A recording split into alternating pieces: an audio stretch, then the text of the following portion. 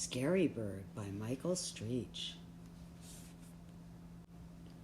Something happened in the aviary. It freaked out all the birds. A new bird was there. He looked scary. The birds were nervous and ruffled. They hoped the scary bird would just fly away again, back to the place he came from.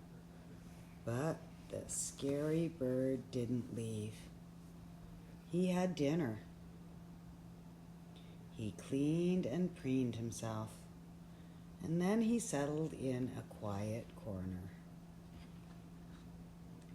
The birds were in a flutter. What is he doing down there? Where is he going to live? He gobbled up all our food. That spotty little seed eater.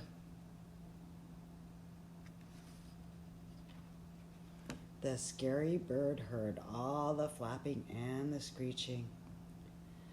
He sighed. Will you listen to that? He doesn't even chirp our language.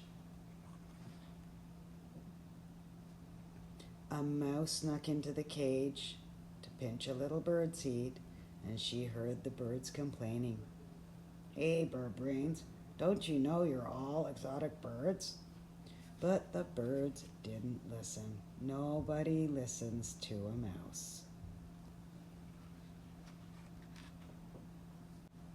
The scary bird felt alone. Sometimes he sang to himself about the place he was from. He missed his old home. One day, the scary bird's luck changed. Nice song.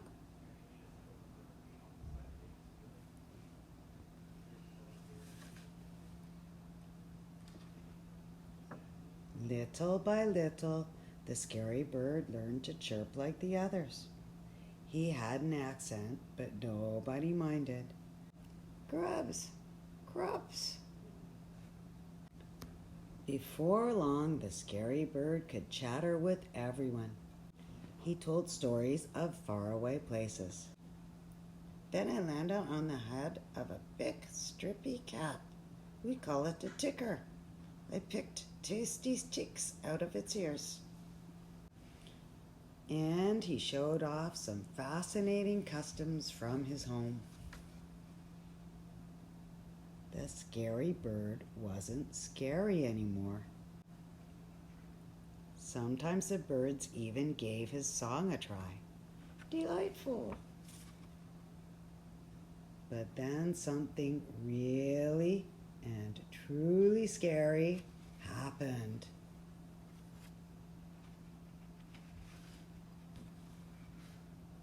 A new bird was there. He was terrifying. But not for long. Grubs, grubs, grubs.